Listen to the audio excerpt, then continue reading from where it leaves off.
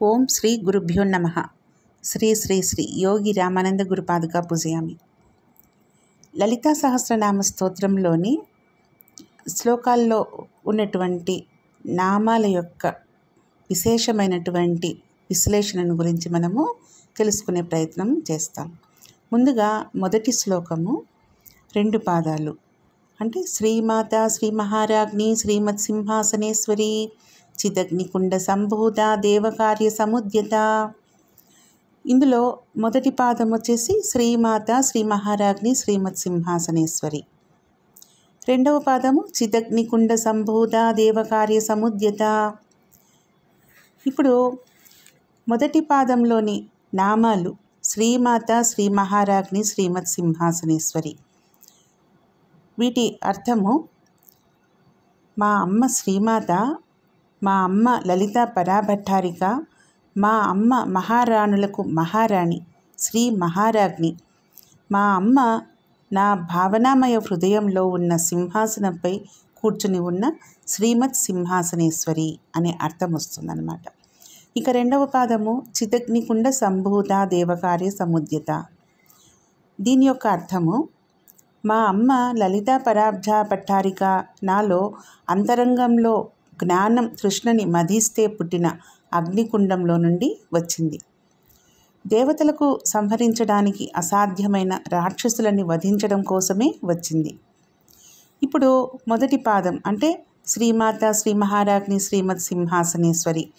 ఈ శ్లోక పాదంలోని ప్రతి నామం యొక్క అర్థాన్ని గురించి తెలుసుకుందాం. శ్రీమాత అంటే మంగళకరమైన శుభప్రదమైన తల్లి. శ్రీ మహారాజ్ఞి అంటే శుభకరమైన గొప్పదైన రాణి. శ్రీమత్ సింహాసనేశ్వరి అంటే శోభతో కూడిన శ్రేష్టమైన ఆసనమును అధిష్ఠించినది అని. ఇప్పుడు రెండవ పాదం చిదగ్నికుండ సంభూత దేవకార్య సముద్యత. ఈ నామాల యొక్క అర్థాలు, చిదగ్నికుండ సంభూత అంటే చైతన్యమనడి అగ్నికుండం నుండి చక్కగా ఆవిర్భావం చెందినది అని. దేవకార్య సముద్యత అంటే దేవతల యొక్క కార్యాలకై ఆవిర్భవించినది అని. ఇప్పుడు మొదటి పాదంలోని నామం శ్రీమాత. శ్రీమాత అంటే శ్రీచక్రమందలి అవ్యక్త త్రికోణ మధ్యాంతర బిందు రూపిణియే శ్రీమాత. ఇదే సార్వత్రిక లేక సర్వత్రిపుటి. శ్రీ అంటే పర, మా అంటే అవ్యక్త, త అంటే వ్యక్తావ్యక్త. శ్రీ అంటే పర అని భావిస్తే మా త అన్న రెండు శివశక్తి స్వరూపాలుగా శివశక్తి బిందువులుగా అయినాయి. అందువలన బిందు రూప లలిత అయింది. తత్ వికసనము ఆస్పందం. అదే అవ్యక్త త్రికోణం శ్రీచక్ర మధ్యంలో అది పశ్యంతి నాదరూపమైంది. అష్టకోణము మధ్యమ స్వరూపం కలది. మిగిలిన శ్రీచక్రము అంతా వైఖరి నాద స్వరూపం కలది. శ్రీ అన్నది వైఖరి వర్ణం. దానికి మాత అయిన పరమేశ్వరియే శ్రీమాత. శ్రీ సూక్తంలో జాతవేదో మమావహ అని ఉంది. ఇక్కడ తకారం అమృత బీజం. ఆ తకారము జాతవేద సంజ్ఞ కలది. మాను ఆవహించడం చేత శ్రీ అన్న ఉపాస్య తేజస్సు గాయత్రి అయిందే అన్నది శ్రీమాతలోని గూఢాది గూఢమైన నిగూఢార్థం. లలితా ఉపాస్య రూపమే గాయత్రి. అదే శ్రీ, అదే ఓం. ఆ ఈ ఉం అన్న వ్యాకరణ సూత్రంలో గాయత్రి ఉంది. శ్రీ చక్రాంతర త్రికోణంలో స్వరాల దృష్టిలో చూస్తే ఊర్ధ్వకోణం ఆ, దక్షిణ కోణం ఈ, ఉత్తర కోణం ఉ. ఈ త్రికోణమే స్పంద, ప్రతిస్పంద, పరిక్రమ, పరిభ్రమ, పరిచాలన, పరిశోధనాత్మకమైన వివిధ ఆకారములే వ్యాపినిగా పంచాశత్ వర్ణములైనాయి. అంటే 50 మాతృకా బీజాలు అచ్చులు హల్లులుగా అయినాయి. సమస్త సృష్టి యొక్క భాషా సారస్వత స్వరూపమంతా ఇందులో గర్భితమై ఉంది. ఆ ఈ ఏ ఇదే విశ్వయోని వాగ్భవ బీజం. దీనికే విశ్వగర్భ అనే పేరు కూడా ఉంది. ఆ ఉ ఒక బిందు రూప శివ స్తుత, దానికి బిందువు కలిపితే ప్రణవమైంది. అదే స్వర్ణగర్భ, అదే మూల ప్రకృతి, అదే అవ్యక్త. ఆ ఏం ఐం ఇది వాగీశ్వరి రూపమైంది. ఆ అంటే అనుత్తర, ఈ అంటే ఇదమ్మద, ఉ అంటే ఉమ. ఆ ఉమయే శ్రీమాత. మాతేతి ఉమ అంటే ఈశ్వరుడు అని. మాతేతి నియమించేది కాబట్టి ఉమ అయింది. ఉమ యొక్క వర్ణ వ్యత్యంతోనే మాలో ఉన్న ఆకారాన్ని ఊ కంటే ముందు తీసుకొని వస్తే అది ఓంకారం అవుతుంది. ఆ ఉమయే సమస్త సృష్టికి మూల కారణమైన ప్రణవనాదమైంది. ఈ లోకంలో ఏ ప్రాణి అయినా సరే తనకు ఏదైనా బాధ కలిగినప్పుడు అమ్మా అంటుంది. అంటే తన తల్లి వచ్చి ఆ బాధను తీరుస్తుంది అని ఆ ప్రాణి నమ్మకం. జన్మానాం నరజన్మ దుర్లభం. జన్మలన్నింటిలోకి దుర్లభమైనదే మానవ జన్మ. ఎన్నో వేల జన్మలు ఎత్తిన తరువాత పూర్వ జన్మలలో చేసిన మంచి ఫలితం ఆధారంగా మానవ జన్మ వస్తుంది. అందుకే మానవ జన్మ ఉత్తమమైంది అంటారు. ప్రాణులకన్నింటికీ ఇంద్రియాలుంటాయి. ఆహార నిద్ర మైథునాలన్నింటికీ సమానమే. కానీ మానవులకు మనస్సు అనబడే 11వ ఇంద్రియం ఒకటి ఉంటుంది. దీనివల్లనే అతడు ఆలోచించగలుగుతాడు. అంటే మానవుడికి యుక్తాయుక్త విచక్షణ అనేది ఉంటుంది. పాపపుణ్యాల యోచన ఉంటుంది. ధర్మాధర్మాల వివేచన ఉంటుంది. ఆ ప్రాణి చేసే కర్మలను బట్టి ఎన్నో వేల సార్లు జన్మ ఎత్తవలసి ఉంటుంది. చివరకు పరమాత్మలో నుంచి వచ్చిన ఈ జీవాత్మ మళ్ళీ పరమాత్మను చేరుతుంది. ఈలోగా కొన్ని లక్షల సార్లు పుట్టడం జరుగుతుంది. ప్రతి జన్మలోనూ ఒక తల్లి ఉంటుంది. లోకంలో పిల్లలు లేని తల్లులుంటారు, కానీ తల్లి లేని పిల్లలు మాత్రం ఉండరు. అందుచేతనే ప్రతి వారికి ఒక తల్లి ఉంటుంది. మరి అమ్మ అని పిలిస్తే ఏ తల్లిని పిలిచినట్లు? పోనీ ఈ జన్మలోని తల్లినే పిలిచాడు అనుకుందాం. ఆమె తన బిడ్డ యొక్క కష్టాలు తీర్చగలుగుతుందా? తాపత్రయాలు పోగొట్టగలుగుతుందా? ఈ తాపత్రయాలు అనేవి 3 రకాలు. ఆది భౌతికం అంటే తనకన్నా ఇతరులైన అనగా భార్యాపుత్రులకు సంభవించిన వ్యాధుల వలన, సర్పవృశ్చికాది బాధల వలన పరితపించటం. రెండవది ఆది దైవికం అంటే ప్రకృతి సిద్ధమైన వాటి వలన కలిగే బాధలు, అగ్ని ప్రమాదము, భూకంపము, వరదలు మొదలైన వాటి వల్ల కలిగేవి. ఇక మూడవది ఆధ్యాత్మికం అంటే తన దేహంలో ఉన్న ఇంద్రియాలకు కలిగిన వ్యాధులచే దుఃఖించటం, అలసత్వము, కపటము, అవిశ్వాసము, శ్రద్ధ మొదలైనవి. బిడ్డ యొక్క తాపత్రయాలు తీర్చాలి అంటే ఆ తల్లికే సాధ్యమవుతుంది. మరి ఆ తల్లి అంటే ఎవరు? అమ్మలగన్నయమ్మ ముగురమ్మల మూలపుటమ్మ. తల్లులకే తల్లి అయినటువంటిది. ముగురమ్మలు అంటే త్రిశక్తులు. వారే మహాకాళి, మహాలక్ష్మి, మహాసరస్వతులు. వారిని సృష్టించినటువంటిది ఆవిడే పరమేశ్వరి, జగన్మాత పరాత్పరి. సృష్టి స్థితి లయకారిణి అయిన ఆ దేవియే అమ్మ. ఆమె కరుణామయి, దయాసముద్రాలు. అందుకే అమ్మ అని ఒక్కసారి పిలవగానే పరవశించిపోయి కోరిన కోరికలు తీరుస్తుంది.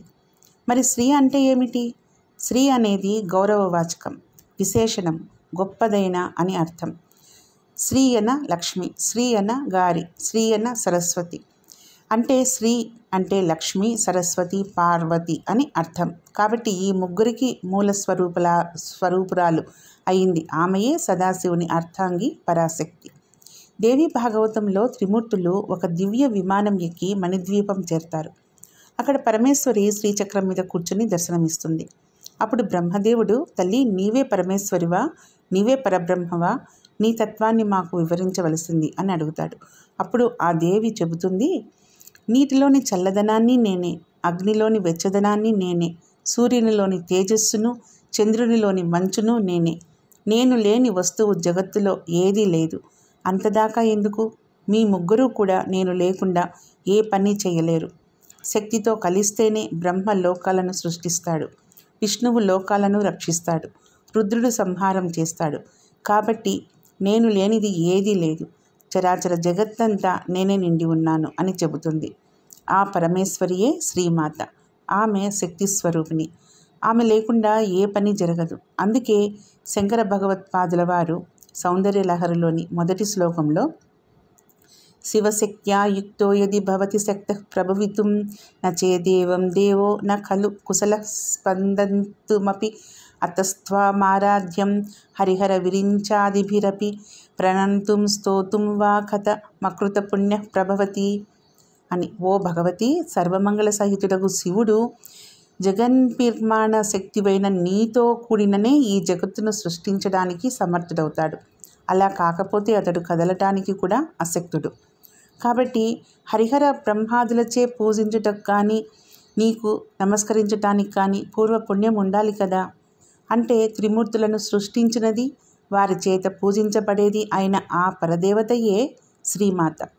ఆవిడే వేదాలను సృష్టించి బ్రహ్మకు సమర్పించింది అని ఉపనిషత్తుల్లో చెప్పబడింది. మాతృశబ్దం ఉభయలింగంగా చెప్పబడుతోంది. దేవీ భాగవతంలో పరమేశ్వరి తన తత్వాన్ని వివరిస్తూ ఉపాధి భేదం వల్ల రెండు విధాలైనట్లుగా అద్దంలో కనిపించే ప్రకృతిలాగా క్రియా సమయంలో భిన్నంగా కనిపించిన పరమావస్థ యందు బ్రహ్మ పదార్థం ఒక్కటే. దానికి వైవిధ్యం లేదు. సృష్టి సమయంలో కానీ లయ సమయంలో కానీ నాకు స్త్రీ పురుష నపుంసక భేదాలు లేవు అని చెబుతుంది. అందుచేతనే మాతృశబ్దం ఉభయలింగాత్మకమని చెప్పారు. శ్రీ అంటే విషం, మాతి అంటే కంఠం నందుంచుకొనున్నది. గరళమును కంఠం నందుంచుకున్నవాడు గరళకంఠుడు అన్నప్పుడు పుంలింగం అవుతుంది.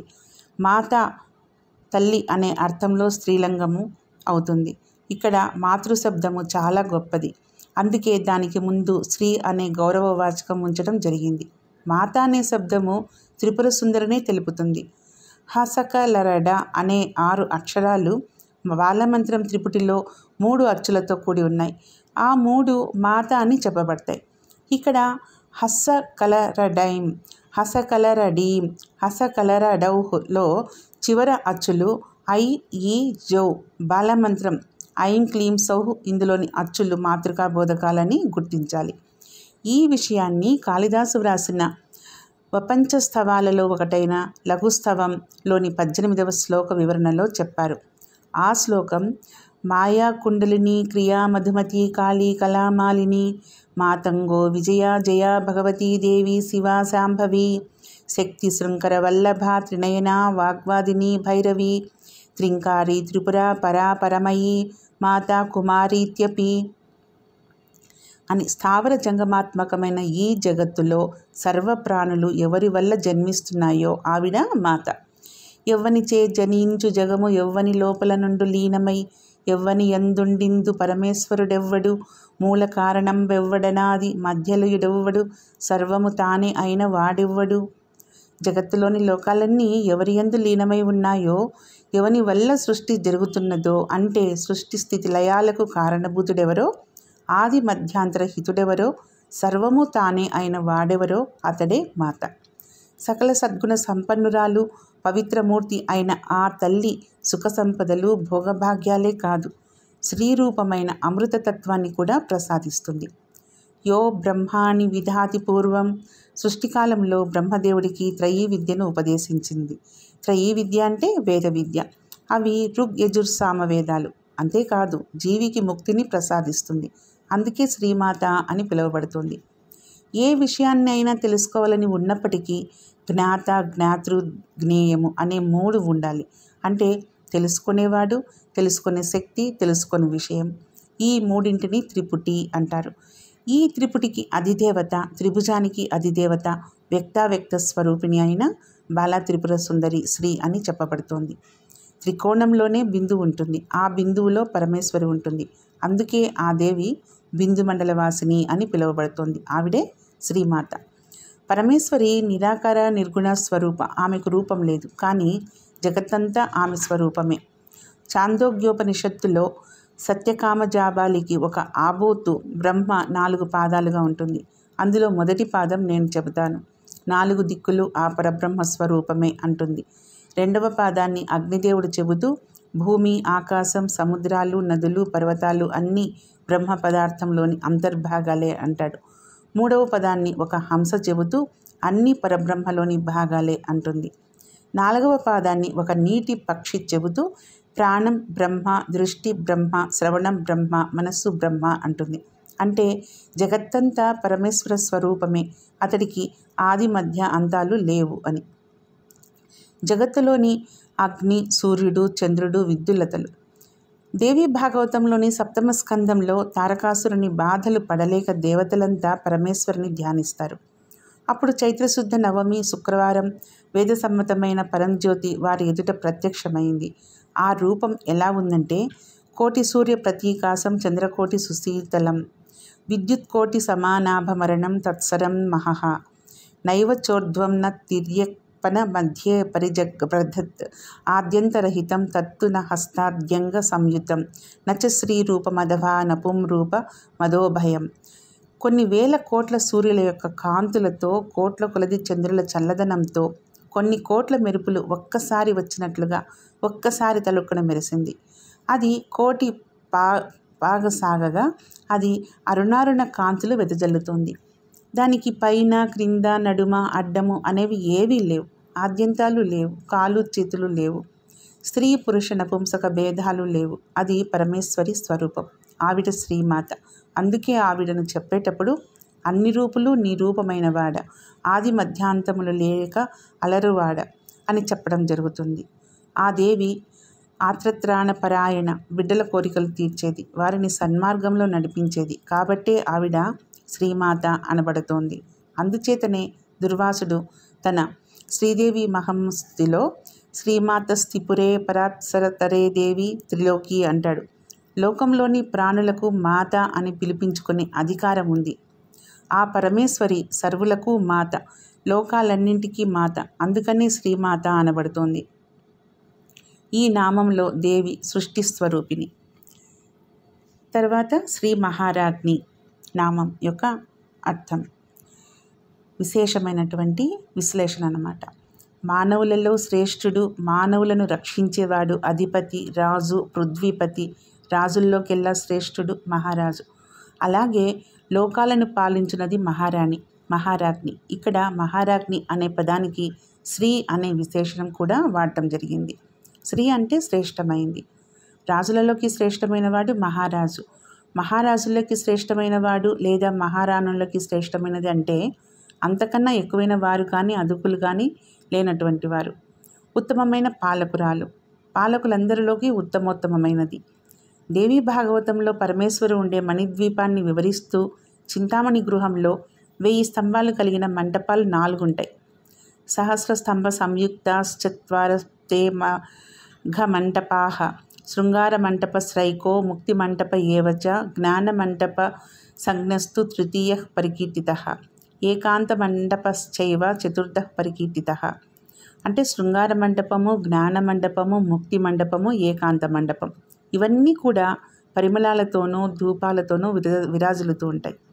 శృంగార మంటపే దేవ్యో గాయంతి వివిధైస్వరైః సభాసదో దేవవరా మధ్యే శ్రీ జగదంచిక. శృంగార మంటపంలో దేవతలు మధుస్వరాలతో గానం చేస్తూ ఉంటారు. అక్కడ సభాసదులైన దేవతల మధ్యన సింహాసనం మీద ఆ జగదంబ ఉంటుంది. ముక్తి మంటప మధ్యేతు యోచయత్య నిశంశివ. జ్ఞానోపదేశం కురుతే తృతీయే నృపమంటపే చతుర్థే మంటపే చైవ జగద్రక్ష వివించనం మంత్రిని సహిత నిత్యం కరోతి జగదంబిక. ముక్తి మంటపం నుంచి ఆ దేవి జగత్తులోని భక్తులందరికీ ముక్తిని ప్రసాదిస్తుంది. జ్ఞాన మంటపంలో భక్తులకు జ్ఞానోపదేశం చేస్తుంది. 4వ మంటపంలో ఆ పరమేశ్వరి తన మంత్రులతో కొలువుదీరి లోకాల యొక్క రక్షణను గూర్చి ఆలోచిస్తుంటుంది. ఈ రకంగా అన్ని రకాల పనులను చేస్తూ ఎల్లప్పుడూ లోకాలను రక్షించాలి అనే కోరిక గల పాలకురాలు శ్రీ మహారాజ్ఞి అని కాక ఇంకేమని పిలువబడుతుంది? శ్రీ అనే బీజం షోడశీకలను సూచిస్తుంది. కామరాజ మంత్రాంతే శ్రీ బీజేన సమన్విత షోడశాక్షరీ విద్యేయం శ్రీ విద్యేతి ప్రకీర్తిత. పంచదశి మహామంత్రం అంటే 15 అక్షరాలు గలది. ఆ మంత్రాన్ని భూలోకానికి తెచ్చినవాడు మన్మధుడు. అందుచేత అది కామరాజ మంత్రం అనబడుతుంది. షోడశి అంటే 16 అక్షరాలు గల మంత్రం. ఈ రెండూ కూడా శ్రీ విద్యలోని మంత్రాలే. అయితే కామరాజ మంత్రమైన పంచదశి మహామంత్రానికి షోడశీకలను సూచించే శ్రీ అనే బీజాన్ని గనక కలిపినట్లయితే అది షోడశి మహామంత్రం అవుతుంది. శ్రీ మహారాజ్ఞి అనే పదాన్ని శ్రీ ఆహారాగ్ని అని కనుక విడదీసినట్లయితే శ్రీం అనేది షోడశీకల అవుతుంది.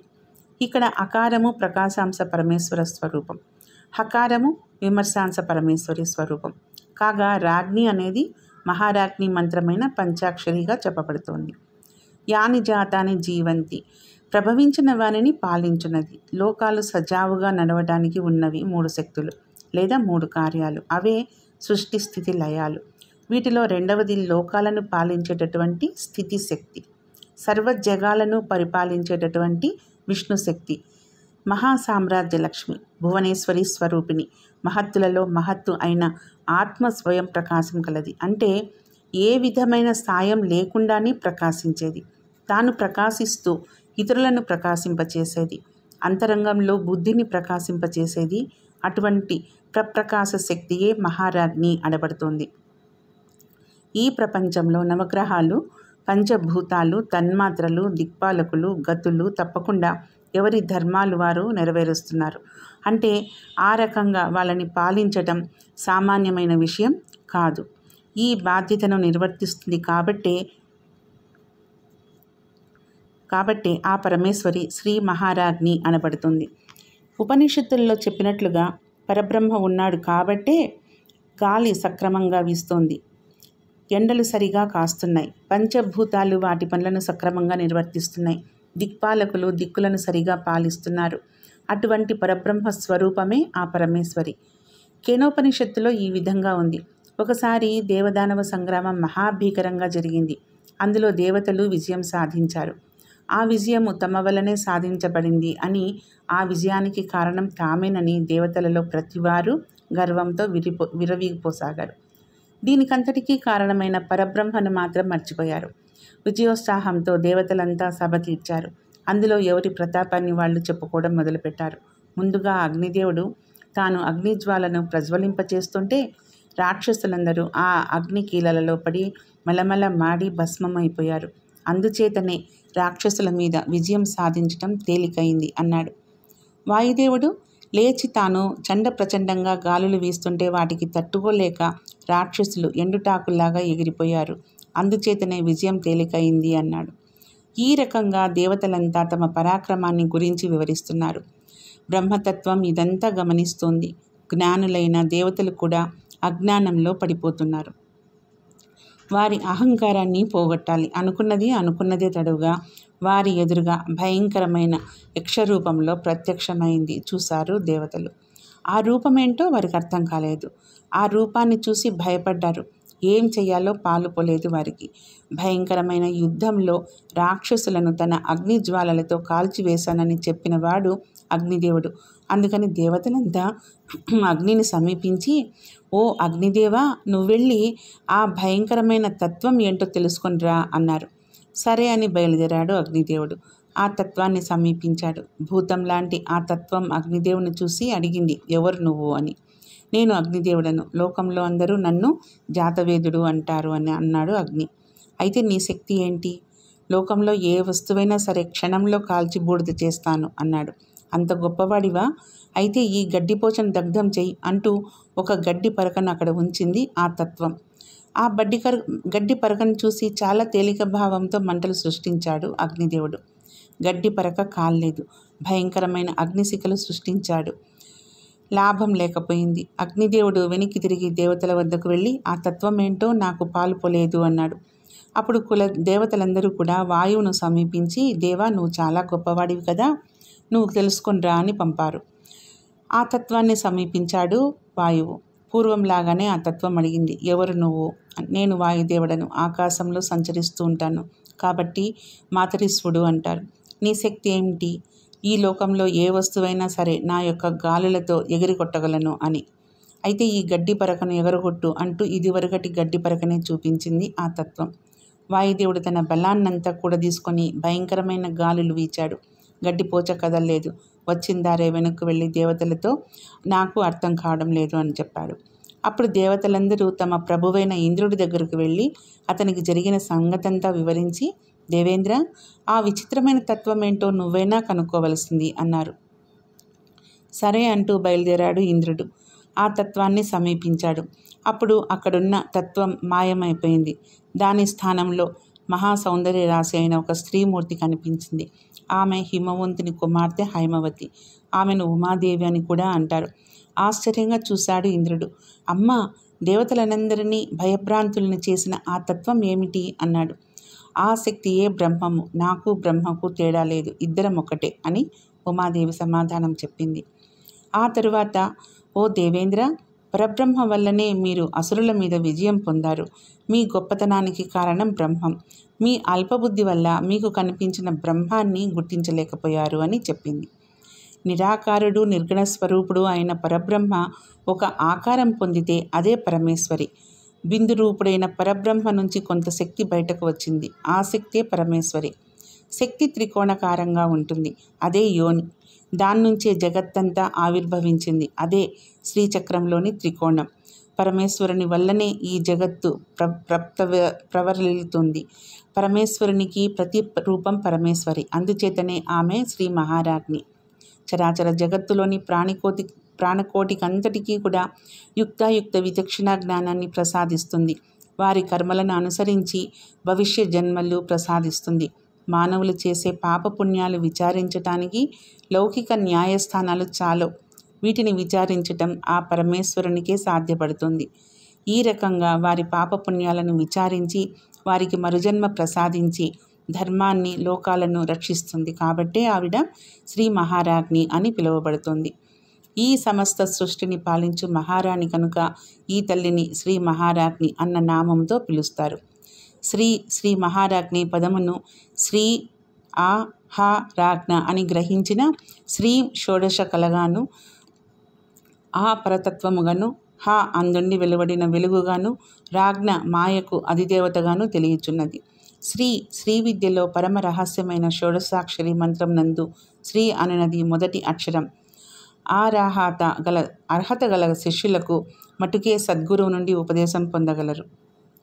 ఈ అక్షరం 16 కళలకు అంతర్ముఖంగా వికసించును. చతుర్లక్ష్మి మంత్రములలో కూడా శ్రీ మొదటి వర్ణముగా లల్లుడు వ్యాఖ్యానించారు. ఈ సృష్టిని దాని నుండి ఆవిర్భవించిన మాయను పరతత్వం యొక్క వెలుగుచే షోడశ కళలుగా ఏర్పడి పాలించుతున్న తల్లి గనుక శ్రీ మహారాజ్ఞి అన్న నామంతో పిలువబడుతోంది. లోకులను సజావుగా నడవడానికి ఉన్నవి 3 శక్తులు లేదా 3 కార్యాలు. అవే సృష్టి స్థితి లయాలు. వీటిలో రెండవది లోకాలను పాలించే స్థితి శక్తి, సర్వజగాలను పాలించే విష్ణు శక్తి, మహాసామ్రాజ్య లక్ష్మి భువనేశ్వరి స్వరూపం. మహత్తులో మహత్తు కలిగిన ఆత్మ స్వయం ప్రకాశం కలది. తాను ప్రకాశిస్తూ ఇతరులను ప్రకాశింపచేసేది. అంతరంగంలో బుద్ధిని ప్రకాశింపచేస్తుంది. అటువంటి ప్రకాశ శక్తియే మహారాజ్ఞ అనబడుతుంది. ఈరోజు ఈ నామాన్ని భక్తిగా స్మరించండి. తరువాత నామము శ్రీమత్ సింహాసనేశ్వరి. ఇక్కడ పరమేశ్వరి లయకారిణి. ఈ రకంగా మొదటి 3 నామాల్లో సృష్టి స్థితి లయాలు చెప్పబడ్డాయి. రాజులు సభల్లో కూర్చునే ఆసనాన్ని సింహాసనం అంటారు. మృగాలలో శ్రేష్టమైంది సింహం. అడవికి రాజు, పరాక్రమానికి కూడా చిహ్నం. అందుచేతనే రాజుగారు తన వీరత్వానికి పరాక్రమానికి గుర్తుగా సింహాసనం మీద కూర్చుంటాడు. ఈ ఆసనానికి 2 వైపులా సింహాలుంటాయి. రాజు భయంకరమైన క్రూర మృగమైన సింహాన్ని తాను ఓడించి ఆసనంగా చేసుకున్నాడు అని ఇక్కడ అర్థం.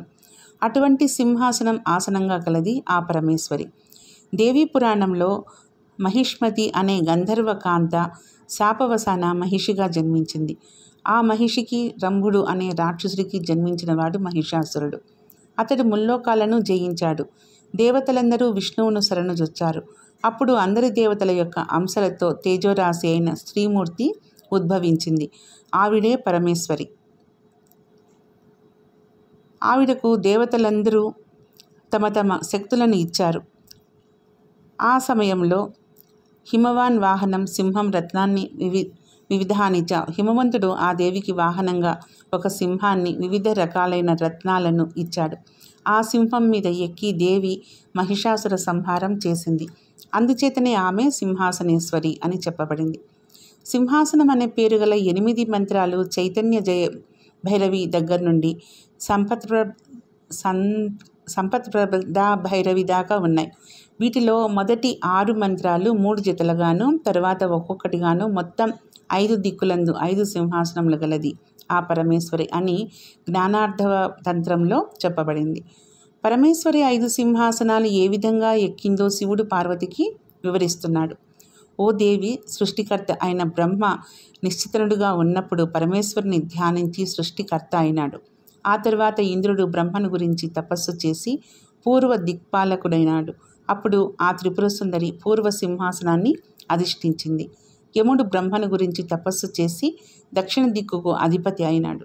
అప్పుడు ఆ దేవి దక్షిణ సింహాసనాన్ని అలంకరించింది. వరుణుడు బ్రహ్మను గురించి తపస్సు చేసి పశ్చిమ దిక్కుకు అధిపతి అయ్యాడు. అప్పుడు ఆ దేవి పశ్చిమ సింహాసనాన్ని అలంకరించింది.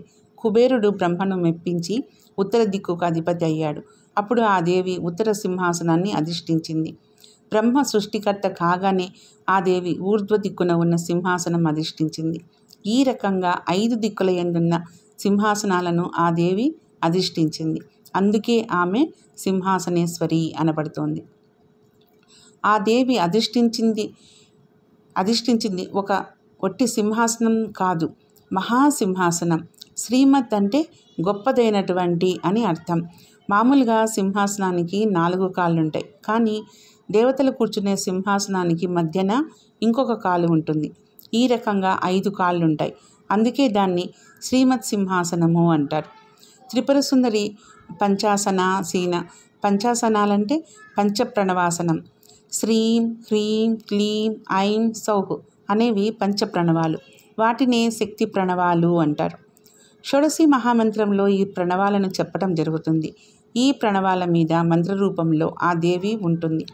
పంచకళాసనము, నివృత్తి, ప్రతిష్ఠ, విద్య, శాంతి, శాంతితీతములు పంచకళలు. వీటికి పైన చిత్కళగా ఉన్నది. పంచదిగాసనము, పూర్వ, దక్షిణ, పశ్చిమ, ఉత్తర, మధ్య దిక్కులు ఎల్లలుగా గల బ్రహ్మాండమును పాలించినది. పంచభూతాసనము, పృథ్వీ, నీరు, నిప్పు, గాలి, ఆకాశం అనే పంచభూతాలకు పైన ఉండేది. పంచముఖాసనము, సద్యోజాత, వామదేవ, అఘోర, తత్పురుష, ఈశానములు పరమేశ్వరుని ముఖములు. ఈ ముఖములు గల ఆసనమును అధిరోహించినది. ఈ రకంగా దేవి 5 రకాలైన సింహాసనాలను అధిష్ఠిస్తుంది. కాబట్టే శ్రీమత్ సింహాసనేశ్వరి అని చెప్పబడుతోంది. షట్చక్రాలలోనూ భక్తులు, సాధకులు పరమేశ్వరిని అర్చిస్తారు. అలా అర్చించేటప్పుడు ఒక్కొక్క చక్రంలో అర్చించే వారికి ఒక్కొక్క రకమైన ముక్తి కలుగుతుంది. ఆధార స్వాధిష్టానాలు అంధకార బంధురాలు, వాటిలో ముక్తి లేదు. ఇక మణిపురంలో దేవిని పూజించే వారికి సార్పి రూప విముక్తి కలుగుతుంది. అంటే దేవిపురానికి దగ్గరగా ఇంకొక పురము నిర్మించుకొని ఉంటారు. అనాహతంలో దేవిని అర్చించే వారికి సాలోక్య ముక్తి కలుగుతుంది. వీరు దేవి పట్టణంలోనే నివసించగలుగుతారు. విశుద్ధి చక్రంలో దేవిని అర్చించే వారికి సామీప్య ముక్తి కలుగుతుంది. వీరు దేవికి అతి దగ్గరగా సేవకులుగా ఉంటారు. ఆజ్ఞాచక్రంలో దేవిని అర్చించే వారికి సారూప్య ముక్తి కలుగుతుంది. వీరు వేరే దేహం ధరించి దేవితో సమానమైన రూపంలో ఉంటారు. సహస్రారంలో దేవిని అర్చించే వారికి సాయుధ్యం కలుగుతుంది. వీరికి మరుజన్మ అనేది ఉండదు. దేవతలలో ప్రసిద్ధులైన త్రిమూరాధ్యులు ఆ పరమేశ్వరికి అతి దగ్గరగా ఉండి సేవించాలి అనే కోరిక కలవారై సామీప్య ముక్తిని పొందారు. దీన్నే శంకర భగవత్పాదుల వారు తమ సౌందర్య లహరిలోని 92వ శ్లోకంలో వివరిస్తూ గతాబ్చే మంచత్వం ద్రుహిణ హరిరు ద్రేశ్వరభృత శివస్వచ్ఛాయా కపట ఘటిత ప్రచ్రుద్దపట త్వదీయానాం భాసాం ప్రతిఫలన రాగారుణతయా శరీరీ శృంగారో రస ఇవ దృశ్యాం ధోగ్ది కుతుకం అని. ఓ తల్లి, బ్రహ్మ, విష్ణువు, రుద్రుడు, మహేశ్వరుడు, సదాశివుడు అనేవారు నీకు అతి సమీపంగా ఉండి నిన్ను సేవించుకోవాలి అనే తలంపుతో మొదటి 4 నీ సింహాసనానికి 4 కోళ్ళు కాగా సదాశివుడు నువ్వు కప్పుకునే దుప్పటయ్యాడు.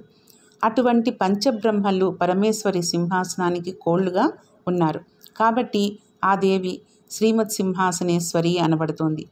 మహాసింహాసనం అనేది ఒక మంత్రరాజం. ఆ మంత్రానుష్ఠానం చేసిన వారికి ప్రపంచంలోని అన్ని మంత్రాల మీద అధికారం వస్తుంది. ఇది ఉత్తర దేశంలో బహుళ ప్రచారంలో ఉంది. ఆ మంత్రానికి అధిదేవత త్రిపుర సుందరి. కాబట్టి దేవి శ్రీమత్ సింహాసనేశ్వరి అని పిలువబడుతోంది. ఈ రకంగా మొదటి 3 నామాలు త్రిగుణ స్వరూపమును అనగా సృష్టి, స్థితి, లయాలను సూచిస్తున్నాయి. సింహాన్ని వాహనంగా చేసుకుంది కనుక ఈ పేరు వచ్చింది. సింహమును వాహనంగా చేసుకునే మహిషాసురుని సంహరించింది కనుక అమ్మవారికి ఈ నామం వచ్చింది. సింహ అను శబ్దమునకు అర్థం హింస, దుష్టులను హింసించున్నది. అట్లే ప్రాణులను సన్మార్గమున నడిపించుటకు దండించి మంచి మార్గమున నడిపించున్నది. లోకంలో అనేక వాంఛలతో మదనపడుతూ తమలో తాము హింసకు గురి అయిన వారు తమని తాము అన్వేషించుకునే వారి హింసను కూడా హింసించి సన్మార్గం చూపగలదు, లేదా హింస ప్రవృత్తిని హింసించి దూరం చేయగలదు. యోగమున ప్రత్యాహార స్థితి యందు సింహమును అధిష్ఠించి ఉన్నట్లుగా అనగా హృదయం నందు స్థితిగొన్నట్లుగా యోగం తెలుపుతున్నది. అమ్మవారి యొక్క సహజ స్థితి హృదయం. ఆమె హృదయ సింహాసనం అధిష్ఠించి సమస్త సృష్టి కార్యాన్ని నిర్వహిస్తుంది అని ఈ నామం యొక్క అర్థం. ఈ సందర్భంగా సింహరాశి గురించి ఇక్కడ వివరించారు. మనస్సు శ్వాసపై నిలిపి అంతర్ముఖుడై సోహం అను స్పందనాన్ని సామగానముగా అనుభూతి చెందుట సింహరాశి లక్షణం.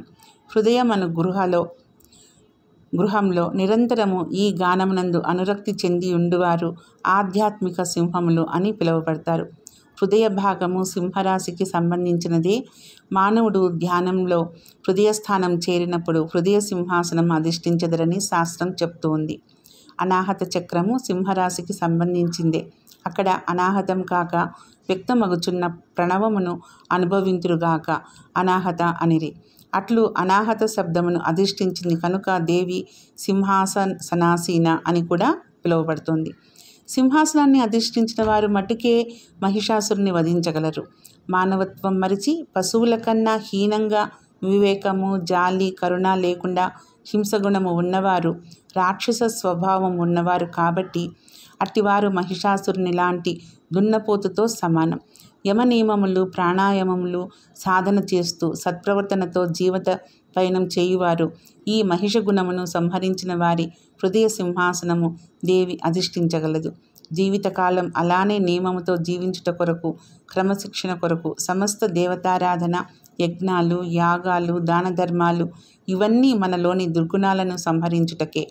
ఇక్కడ మనలోని దుర్గుణాలను హింసించి నశింపచేసి యోగముతో హృదయ సింహాసనాన్ని అధిష్ఠించమని దేవిని ఆరాధిస్తూ మనం గుర్తు చేసుకుంటున్నాం. ఈ నామము గుర్తు చేస్తున్నది హెచ్చరిస్తూ ఉంది.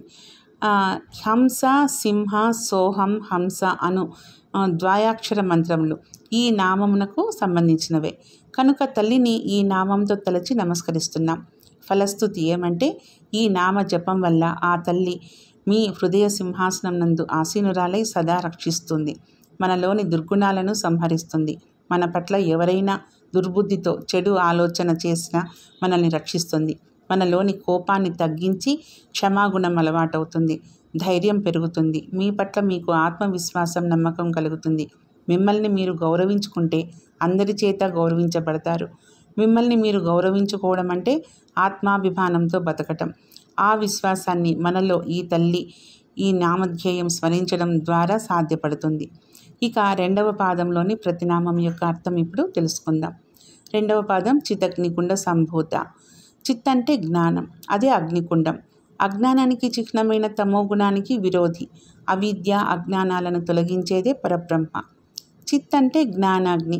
శరీరం లోపల కట్టెలు లేకుండానే నిరంతరం మండే జ్ఞానాగ్ని మోహం అనే అంధకారాన్ని తొలగిస్తుంది. శక్తి సూత్రాల్లో చెప్పినట్లుగా చిద్వహ్ని రవరోధ పదే చన్నోలపి చిన్మాత్రయామే ఏంధనం పుష్యదీతి. చిత్తు విశ్వమును తన స్వభావం చేతనే దహిస్తుంది కాబట్టి అగ్ని అనబడుతుంది. అక్కడ చిత్తుకు అగ్నికి తేడా లేదు. చిశక్తి పరమేశ్వరుని పరిశుద్ధ చైతన్యమని, ప్రసిద్ధమైన అగ్నికుండం వంటిదని చెప్పబడింది. భగవద్గీతలో శ్రీకృష్ణుడు అర్జునితో జ్ఞానాగ్ని సర్వకర్మాణి భస్మసాత్మృతే అర్జున. అర్జున, జ్ఞానాగ్ని అన్నింటినీ భస్మం చేసి వేస్తుంది అంటాడు. రేణుకా పురాణంలో ఇక్ష్వాకు వంశంలో రేణుకుడు అనేవాడు జన్మించాడు. అతడు గొప్ప పరమేశ్వరి భక్తుడు. ఆ దేవుని గురించి అనేక వేల సంవత్సరాలు తపస్సు చేశాడు. అతని తపస్సుకు మెచ్చి అతనికి అనేక వరాలు ఇచ్చింది పరమేశ్వరి. ఆ తరువాత ఏతస్మిన్ రుంతరే యజ్లే వహ్నికుండా శృణ్యైర్విద్య దివ్య రూపాన్విత నారి దివ్యాభరణ భూషిత. అంటే అగ్నికుండంలో నుండి మెల్లగా దివ్య రూపంతో, దివ్యాభరణాలతో, చంద్రబింబం వంటి మోముతో బయటకు వచ్చింది అని చెప్పబడింది. అందుచేతనే పరమేశ్వరి అగ్నికుండం నుంచి పుట్టింది అంటారు. బ్రహ్మాండ పురాణంలో భండాసురునిచే పీడించబడిన దేవతలు 10 మైళ్ళ విస్తారం గల అగ్నిగుండం నిర్మించి తమ శరీరాన్ని కోసి హోమం చేయసాగారు. అప్పుడు హోమకుండంలో నుంచి 1 కోటి సూర్యుల కాంతులతో, అనేక కోట్ల చంద్రుల చల్లదనంతో వెలుగొందుచు బాలభానుని కాంతులతో ఆ దేవి ఉద్భవించింది. అప్పుడు ఆ దేవిని కాంచిన దేవతలు సంతసించారు అని చెప్పబడింది. అంటే పరమేశ్వరి అగ్నికుండం నుండే ఆవిర్భవించింది. పరమేశ్వరి నిరాకారుడు నిర్గుణ స్వరూపుడు అయిన పరబ్రహ్మస్వరూపిణి. కానీ లోకంలోని భక్తులను రక్షించటం కోసం అగ్నికుండం నుంచి ఉద్భవించి సగుణ పరబ్రహ్మస్వరూపిణి అయింది. ఆ జగజ్జనని పరబ్రహ్మ అనబడే అగ్నికుండం నుండి ఆవిర్భవించింది. వెష్టిగా చూస్తే ఇది ఆత్మకుండలి, సమిష్టిగా చితగ్నికుండం. చితగ్నికుండం అంటే అఖండమైన జ్ఞానం యొక్క మాయా సబలిత రూపం. అసలు దేవతలే తేజస్వరూపులు.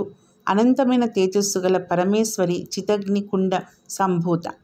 దేవతలంతా అలసత్వము, మొండితనము, చేతగానితనము మొదలైన దుర్లక్షణాలను తమ శరీరం నుండి తీసి అగ్నికుండంలో ఆహుతి చేశారు. అలాగే మానవులు కూడా తమ అజ్ఞానాన్ని, ఇంద్రియాల అలసత్వాన్ని, ఇంద్రియాల చపలచత్వాన్ని తమ జ్ఞానాగ్నిలో భస్మం చేయగలిగితే అప్పుడు వారి యందు ఆ పరమేశ్వరి సంభూత అని చెప్పబడుతుంది. సృష్టికి పూర్వము అఖండమైన బ్రహ్మ తేజస్సు మాత్రమే ఉంది. తేజస్సుకు ఒక పరిధి ఉంది కాబట్టి కుండం అంటున్నాం. చిత్ అనేదే అగ్నికుండం, అదే చిదగ్నికుండము. జ్ఞానస్వరూపమైన పరమేశ్వరి అజ్ఞానాన్ని నాశనం చేసే జ్ఞానాగ్ని నుంచి సంభవించింది. ప్రపంచంలో అనేక విషయాలుంటాయి. వాటిని బుద్ధికి నివేదించేది ఇంద్రియాలు. ఇంద్రియాలు జడాలు. విషయాలను నాశనం చేయటం మన వల్ల కాదు. ఇంద్రియాలు దేని పని అది చేస్తూ ఉంటాయి.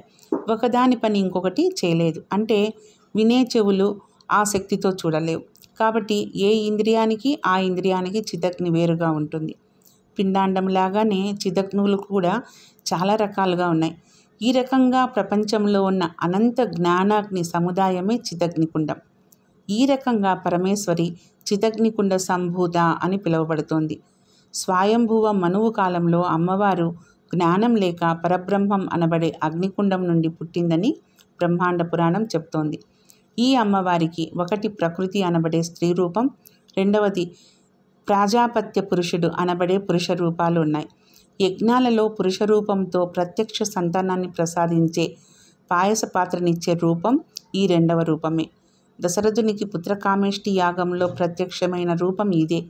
దేవతలకు అంబాయాగంలో దర్శనం ఇచ్చినది మొదటి రూపం ప్రకృతి తన సంకల్పంతో జ్ఞానాగ్ని నుండి పుట్టినది కావడం వల్ల అణువణువు జ్ఞానంతో నిండి ఉన్న మూర్తి.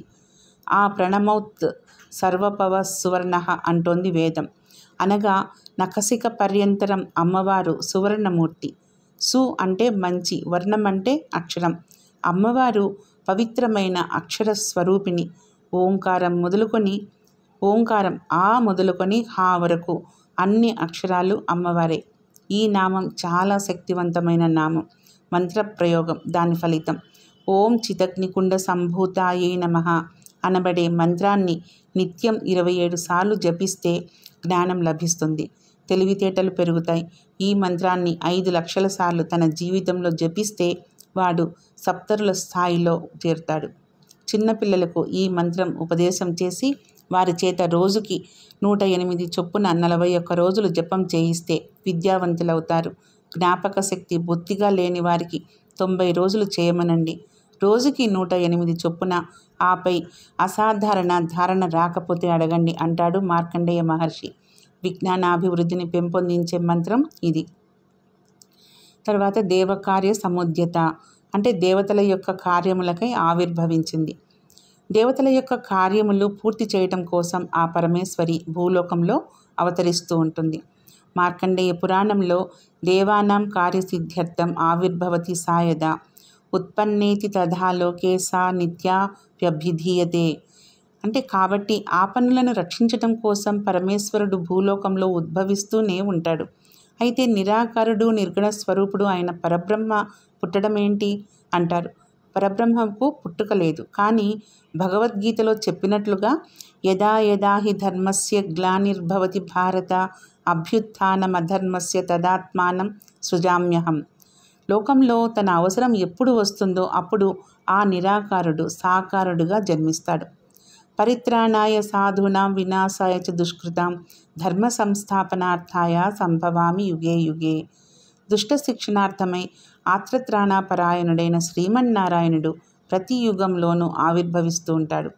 చండీ సప్తశతిలో శుంభ నిశుంభల వద్ద జరిగిన తరువాత దేవతలు పరమేశ్వరుని పరిపరి విధాల కీర్తించి ఆమెను అడుగుతాడు. సర్వబాధా ప్రశమనం త్రైలోక్యస్యాఖిలేశ్వరి ఏవమేవ త్వయా కార్యం అస్మై ద్యువేరి వినాశనం. అంటే, ఓ తల్లి, ఇదే విధంగా ఎప్పుడూ మా శత్రువులను నాశనం చేసి ముల్లోకాలను రక్షించాల్సింది. ఆ దేవి దేవతలను అనుగ్రహించి ఈ రకంగా చెప్తోంది. వైవస్వతే ఐంతరే ప్రాప్తే అష్టావింశతిమే యుగే శుంభో నిశుంభైస్యవాన్యుత్పత్యేతే మహాసురౌ నందగోపగృహే జాత యశోదా గర్భసంభృభవ తత్తస్థా నాసాయిష్యామి వింధ్యాచల నివాసిని. వైవస్వత మన్వంతరంలో 28వ మహాయుగంలో శుంభ నిశుంభులనే ఇద్దరు రాక్షసులు పుడతారు. ఆ కాలంలో నందగోపుని ఇంట యశోదా గర్భాన జన్మించి వింధ్య పర్వతాల మీద నివసిస్తూ వారిద్దరిని సంహరిస్తాను అంటూ మొదలుపెట్టి ఇత్థం యదా యదా బాధ దానవోత్తా భవిష్యతి తదా తదాలవతీర్యాహం కరిష్యామ్యరి సంక్షయం. ఈ రకంగా రాక్షసుల వలన ఎప్పుడెప్పుడు బాధ కలుగుతుందో అప్పుడెల్లా నేను అవతరించి శత్రు వినాశనం గావిస్తాను అని చెప్తుంది. దేవకార్య సముద్యత అనేది అష్టాక్షరి మంత్రం. దేవకార్యం అంటే రాక్షస సంహారమే. ఇక్కడ దేవకార్యాలు ఏవంటే దశావతారాలు ఎత్తి రాక్షస సంహారం చేయటం విష్ణువు పని. అతడు స్థితికారకుడు. అతడికి కూడా సాధ్యం కాని పనులు ఏవైనా ఉంటే వాటిని పూర్తి చేయడానికి స్వయంగా పరమేశ్వరియే అవతరిస్తుంది. భండాసురుడు, మహిషాసురుడు మొదలైన వాళ్ళని సంహరించడానికి ఆమె అవతరించింది. ఈ రకంగా ఆమె ఈ లోకంలో మళ్ళీ మళ్ళీ ఉద్భవిస్తున్నప్పటికీ అది ఆమె పుట్టుక కాదు, అవతారం మాత్రమే. పరమేశ్వరి నిత్యురాలు, ఆది మధ్యాంతములు లేనటువంటిది. ఇదే మాట మార్కండేయ పురాణంలో చెప్పబడింది. అలాగే కూర్మ పురాణంలో అహం వై యాచితా దేవ్యై సంస్కృత కార్యగౌరవాత్ వినిధ్య దక్షం పితరం మహేశ్వర వినిందకం ధర్మ సంస్థాపనార్థాయ తవారాధన కారణాత్ మేనాదేహాత్ సముత్సన్నా త్వామేన పితరం శ్రిత. అంటే, నేను దేవతలచే యాచించబడి కార్యగౌరవముచే నమస్కరింపబడిన దానని మహేశ్వరుని నిందించిన తండ్రి అయిన దక్షుని నిందించి ధర్మ సంస్థాపనకై నీవు ఆరాధించిన కారణాన నిన్ను తండ్రిగా పొంది మేనకాదేవి దేహం నుండి పుట్టితిని అని హిమవంతుడితో చెబుతుంది. మానవ శరీరం ఒకే ఆకారంలో కనిపించినప్పటికీ అందులో పంచప్రాణాలు, సప్తధాతువులు, ఇంద్రియాలు, మనోవృత్తి భేదాలు, మొత్తం విలక్షణ పదార్థాలు. అంటే పంచప్రాణాలు 5, సప్తధాతువులు 7, ఇంద్రియాలు 10, మనోవృత్తి భేదాలు 11, మొత్తం విలక్షణ పదార్థాలు 33. బ్రహ్మాండంలోని దేవతల సంఖ్య కూడా 33. బృహదారణ్యకోపనిషత్తులో యాజ్ఞవల్కుడికి శాకల్యుడికి వాదం జరుగుతుంది. ఆ వాదనలో యాజ్ఞవల్క్యుడు వివరిస్తాడు, యథార్థానికి దేవతలు 33. వారెవరంటే అష్టావసువులు 8, ఏకాదశ రుద్రులు 11, ద్వాదశాదిత్యులు 12, ఇంద్రుడొకరు, ప్రజాపతి ఒకరు, మొత్తం 33. వీరందరినీ వివరించమంటాడు శాకల్యుడు. శాకల్యుడు అష్టవసువులెవరు? యాజ్ఞవల్క్యుడు అగ్ని, పృథివీ, వాయువు, అంతరిక్షం, ఆదిత్యుడు, ద్విలోకము, చంద్రుడు, నక్షత్రాలు, వీటిలోనే జగత్తంతా వ్యాపించి ఉంది. కర్మఫలాన్ని బట్టి ఇవి దేహంగా పరిణమిస్తాయి. రుద్రులెవరు? జ్ఞానేంద్రియాలు, కర్మేంద్రియాలు, మనస్సు, ప్రాణి యొక్క కర్మ పరిసమాప్తమైనప్పుడు వీరు శరీరం నుండి ఉత్క్రమిస్తారు. ఈ రకంగా శరీరాన్ని వదిలి బంధువులను రోధింపచేస్తారు కాబట్టి ఇవి రుద్ర శబ్దం చేత పిలువబడతాయి. ఆదిత్యులెవరు? 12 నెలలతో కూడిన సంవత్సరమే ఆదిత్యుడు. ప్రాణుల యొక్క ఆయుర్దాయాన్ని అదదాన అంటే గ్రహిస్తుంది కాబట్టి ఆదిత్యులు అనబడతాయి. ఇంద్రుడు, ప్రజాపతి ఎవరు? మేఘమే ఇంద్రుడు. మేఘదేవత కూడా ఇంద్రుడే. యజ్ఞమే ప్రజాపతి. ఈ రకంగా దేవతల సంఖ్య 33. శరీరంలోని మొత్తం విలక్షణ పదార్థాలు 33. ఇవి దేవతా సంజ్ఞ కలవి. వీటిని సంతృప్తిపరచడం మానవుడికి అసాధ్యం. అందుచేతనే ఇది కూడా దేవకార్యం అనే చెప్పబడింది. ఈ విలక్షణ పదార్థాలైన దేవకార్య సాధనకు మానవుడి జ్ఞానమనే అగ్నికుండంలో నుంచి ఆ పరమేశ్వరి ఆవిర్భవించింది. ఈ రకంగా మొదటి 5 నామాలలోనూ పరమేశ్వరి యొక్క ప్రాదుర్భావం వివరించబడింది. ఇది 8 అక్షరాల నామం. ఈ నామంతో అమ్మవారిని జపం చేసేటప్పుడు ఓం దేవకార్య సముద్యతాయే నమః అని పలకాలి. దేవకార్య సముద్యత దేవతలకు సహాయం చేయుటకు పూనుకొన్నది. దేవతల పని అంటే అది అందరికీ ఆధ్యాత్మిక సాధన అవుతుంది.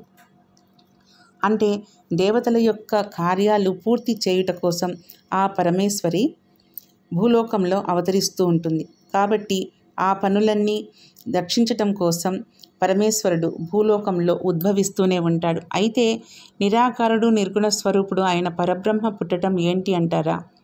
పరబ్రహ్మకు పుట్టుక లేదు. కానీ భగవద్గీతలో చెప్పినట్లుగా లోకంలో తన అవసరం ఎప్పుడు వస్తుందో అప్పుడు ఆ నిరాకారుడు సాకారుడుగా జన్మిస్తాడు. అమ్మవారు దైత్యులను శత్రువులను నాశనం చేసి ముల్లోకాలను రక్షిస్తూ ఉంటుంది. దేవకార్య సముద్యత అనేది అష్టాక్షరీ మంత్రం. దేవకార్యం అంటే రాక్షస సంహారం. రాక్షస సంహారం చేయుటకై విష్ణువు అనేక రూపాలు దాల్చాడు. మహావిష్ణువు కూడా సాధ్యం కాని దుష్టశక్తిని పరమేశ్వరి అంతం చేస్తుంది. ఆ తల్లి ఎన్నిసార్లు ఉద్భవించినా అది ఆ తల్లికి పుట్టుక కాదు, అవతారం మాత్రమే. పరమేశ్వరి నిత్యురాలు, ఆది మధ్యాంతాలు లేనటువంటిది. సకల ప్రాణికోటికి ఆధారభూతమై నడిపిస్తుంది. జనన మరణ చక్రంలో కర్మ ఫలితాన్ని అనుభవింపచేస్తుంది. అట్టి కర్మ నుండి విముక్తికి ఆధ్యాత్మిక మార్గం వైపు దారి కూడా తానే సూచిస్తుంది.